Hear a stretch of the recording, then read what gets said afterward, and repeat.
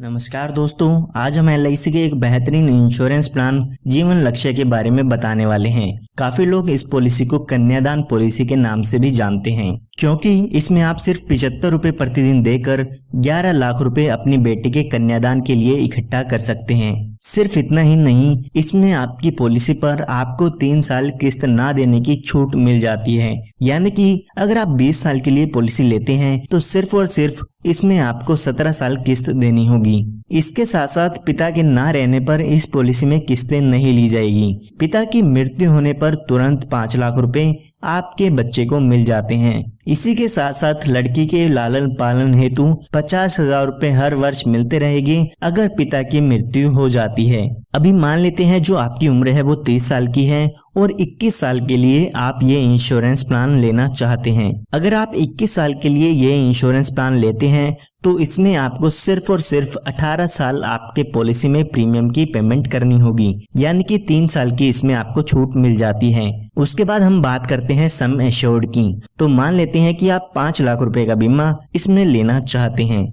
तो अगर हम इसके प्रीमियम की कैलकुलेशन करते हैं तो आपको लगभग 75 रुपए प्रतिदिन इसमें देने होंगे। यहाँ पर आप इसका प्रीमियम हर महीने, 3 महीने, 6 महीने या हर साल में दे सकते हैं। आप स्क्रीन पर देख सकते हैं कि कितना प्रीमियम आपको पे करना होगा। तो अभी जो आपकी उम्र है वो 30 साल की हो चुकी है। जैसे कि मैंने आपको बताया, 18 साल इसमें आपको प्रीमियम की पेमेंट करनी होगी। उसके बाद जब आपकी उम्र 48 साल की हो जाएगी तो उसके बाद आपको 3 साल तक प्रीमियम की पेमेंट नहीं करनी है। जब यहाँ पे आपके पॉलिसी के 21 साल पूरे हो जाते हैं तो यहाँ पर इस पॉलिसी की मैच्योरिटी हो जाती है, और जब इस पॉलिसी की मैच्योरिटी होती है उस समय लगभग 10,64,500 रुपए का अमाउंट आपकी बेटी के कन्यादान के लिए मिल जाते हैं। ये हमने बात तब की है जब पिता के साथ कोई भी दुर्घटना नहीं होती है। आइए अब बात करते हैं कि अगर पिता के साथ दुर्घटना हो जाती है तो बेटी का कन्यादान कैसे होगा। तो हम एग्जाम्पल समझने के लिए मान लेते हैं